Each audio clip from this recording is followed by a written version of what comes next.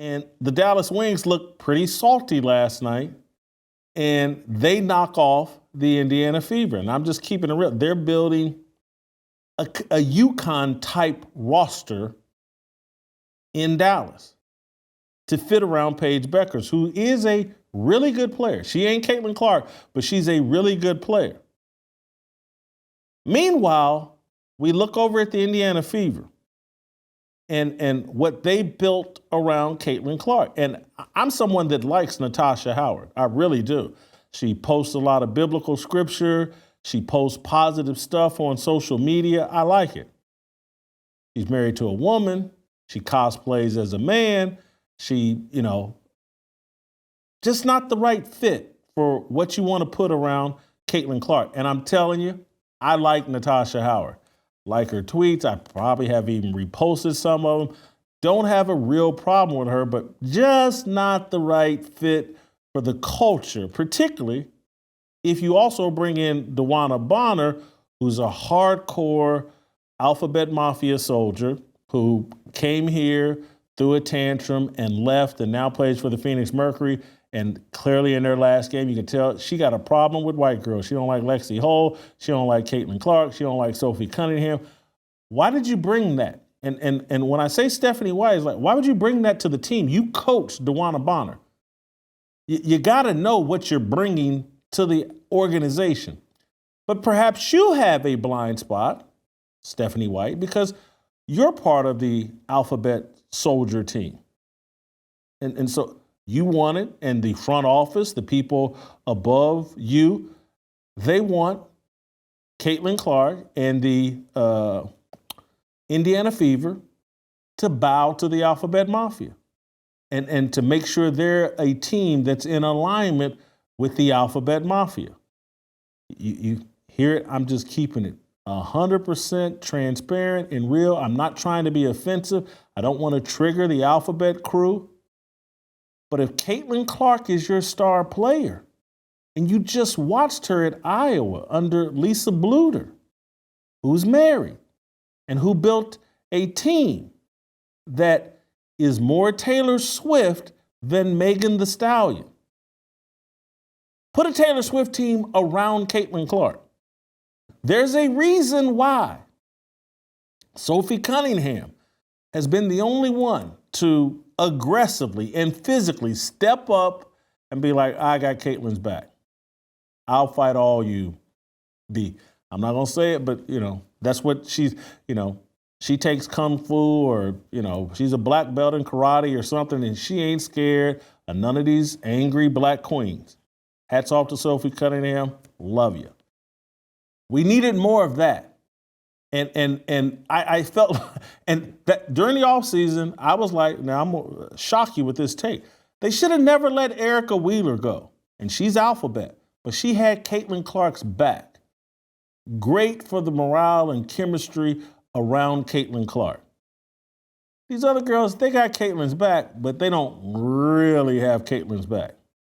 And so last night, they brought in, because of injuries to Sydney Colson and R.A. McDonald, they brought in a new point guard, Odyssey Sims. I kind of like Odyssey Sims. When she was on an opposing team, she had nice things to say about Caitlin Clark. But there's no way I'm bringing in an off-the-street free agent and throwing her immediately out there into the rotation to the extent of 13 minutes last night. I think her plus minus was minus 14. She missed all 4 shots she took. She had some horrible turnovers. She wasn't game ready. From a physical standpoint, she looks a little overweight, and just from an energy and urgency. There was some kind of inbounds pass where she didn't move towards the basketball, and I think the girl's name Quinn Early or whatever stole the ball from her easily and got a layup. And I'm just, this girl ain't ready. Why Stephanie White got her out here for 13, 14 minutes? This is insanity. No way someone coming off the street should be out there for that many minutes in their initial game. They're not ready mentally or physically. Ease them in, or I wouldn't even have played her, because the night before they just proved with Sophie Cunningham and Kelsey Mitchell sharing the point guard responsibilities that they don't need a true point guard. So I got a problem with Stephanie White again. And I had been, easing off my criticism of Stephanie White, and perhaps I shouldn't have. But here's Stephanie White after the game. She's got this obsession with having a point guard out there who is totally dependent on Stephanie White and will, allegedly run the offense in a way that Stephanie White is comfortable with. And she doesn't even know what happened in that game last night. Let's play Stephanie White trying to explain why one of the worst teams in the league beat the Indiana Fever at home. Play the clip. Well, I didn't think our attention to detail on defense was very good. They got loose for some easy ones. We started fouling, getting to the free throw line, and turning the ball over. I mean, there were moments where, there's no transition defense for turnovers for scores. And, we had multiple in a row. I mean, 27 points off of turnovers. And, I felt like our group did some uncharacteristic things with the ball in our hands, and it led to easy buckets. Well, all of our point guards are injured. I think that's the first thing. And again, it's one of those things. Dallas turned up the pressure. I mean, defensively, they made it a little bit more difficult for us to bring down the ball and initiate offense, and became a little bit more disruptive. And we're working Odyssey into what we do, but still, it's tough because point guards are the ones who get you organized. And there were times where we weren't organized. There were times where we were over dribbling, got away from, our off-ball actions and went straight to trying to go one-on-one. And that's when. No clue what happened. No clue what happened the game before. You played Kelsey Mitchell at point half the game before. She put together a masterpiece. 8 assists, 20-some-odd points. And now because you signed Odyssey Sims, someone off the streets, we're 75%, 70% through the WNBA season. Odyssey Sims hasn't been on a roster. You bring her in off the street, and you wonder why there's no attention to the defensive end? You throw her out there for 13, 14 minutes. Her plus minus is minus 14. Uncharacteristic things. You keep changing things up. No one can settle in. All you had, based off of what happened the previous game, Kelsey Mitchell and Sophie Cunningham just handled this, and we got a nice, important victory against a decent team. And so rather than double down on that, it's like, we just got this girl off the street, and, I want her to control the game. Some girl that's been on this. It's unfair. It's unfair to Odyssey Sims.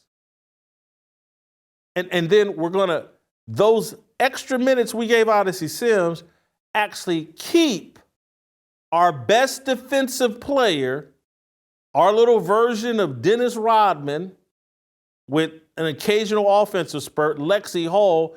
It reduces her minutes. I think Lexi Hall played 24 minutes.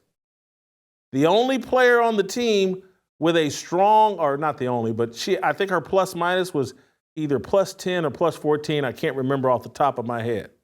She's your best defensive player. And in the fourth quarter, when you allowed her to go one-on-one with Paige Becker on the defensive end, she shut down Paige Beckers.